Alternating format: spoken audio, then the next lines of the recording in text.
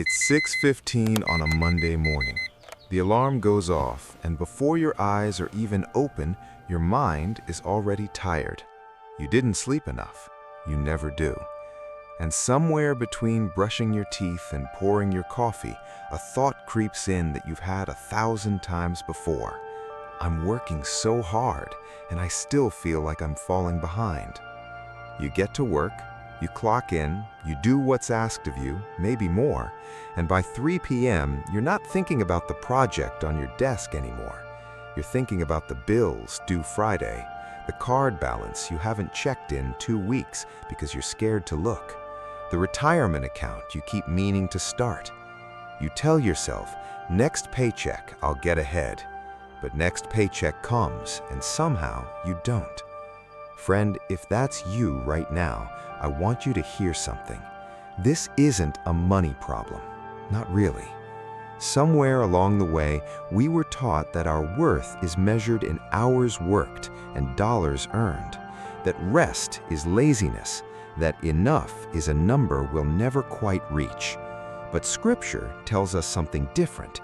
It tells us that the earth and everything in it belongs to the Lord, including your finances, including your future, including this exact moment you're in right now. Today, we're not just going to talk about budgeting.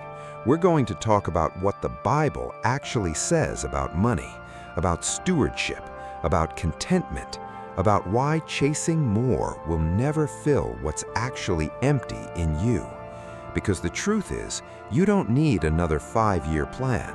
You need a different foundation. So stay with me. By the end of this, you're going to see your 9 to 5, your paycheck, and your peace completely differently.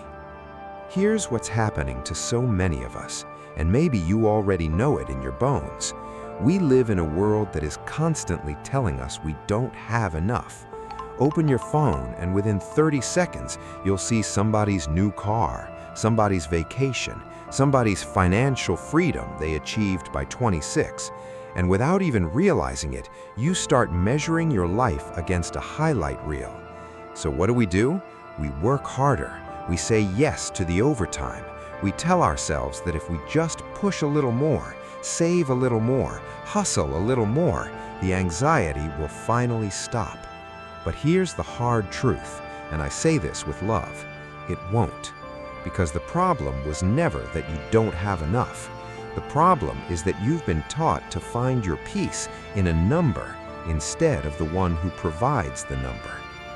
There's a story in Exodus that I think about often.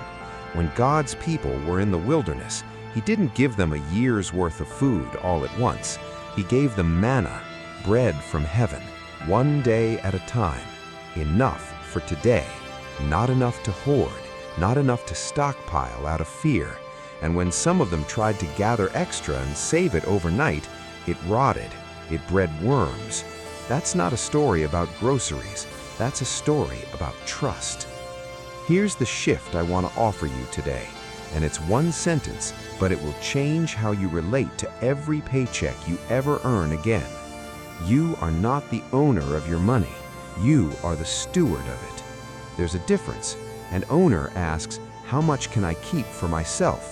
A steward asks, how is this meant to be used? Jesus told a parable about this, the parable of the talents. A master gives 3 servants different amounts of money before going on a journey. 2 of them put the money to work and it grows. 1 of them, out of fear, buries it in the ground and gives it back exactly as he received it. And the master didn't praise the one who played it safe. He was disappointed, not because the servant lost money, but because fear kept him from using what he'd been trusted with. Your job every single day, in that 9 to 5, in that paycheck, isn't just to survive, it's to steward well. That means working with excellence because your labor is worship, not just a means to a paycheck. Giving generously, because open hands receive more freely than closed fists. Saving wisely, not out of fear of need, but out of faithfulness. Spending with intention, not to numb the ache of not enough, but because you already know what enough looks like. This is the foundation, Everything practical we talk about from here on out sits on top of this one idea. So what does stewardship actually look like when your alarm goes off tomorrow? First, give before you spend, not after you've paid everything else and there's nothing left. First, whether it's tithing to your church or generosity towards someone in need, giving first reorders your heart. It reminds you before the month even starts that everything you have was never fully yours to begin with. Even 10% given first shifts how you see the other 90. Second, build margin, not out of fear of need, but out of faithfulness. An emergency fund isn't a lack of faith in God's provision, it's wisdom in action. Proverbs tells us the wise store up while the foolish spend everything they have. Start small. Even $50 a month builds a buffer between you and panic. Third, separate needs from noise. So much of what drains a paycheck isn't sin, it's just noise. The subscription you forgot about, the impulse buy that soothed a bad day but left a bad taste. Ask yourself before you spend, is this need or is this numbing? Fourth, work your 9 to 5 as an act of worship, not of resentment. Colossians tells us, whatever you do, work at it with all your heart, as working for the Lord, not for people. That doesn't mean your job won't be hard. It means your effort has meaning, even on the days your manager doesn't see it, even in the job you're praying to leave. Excellence today is training for stewardship tomorrow. None of this fixes everything overnight, but small, faithful steps done consistently carry a kind of weight that a single lucky break never will. But here's what I really want you to walk away with today, more than the budgeting tips, more than the practical steps. Peace was never on the other side of the next raise. I want you to sit with that for a second, because I know it's not what culture tells you. Culture says, get the promotion and then you'll feel secure. Pay off the debt and then you'll feel free.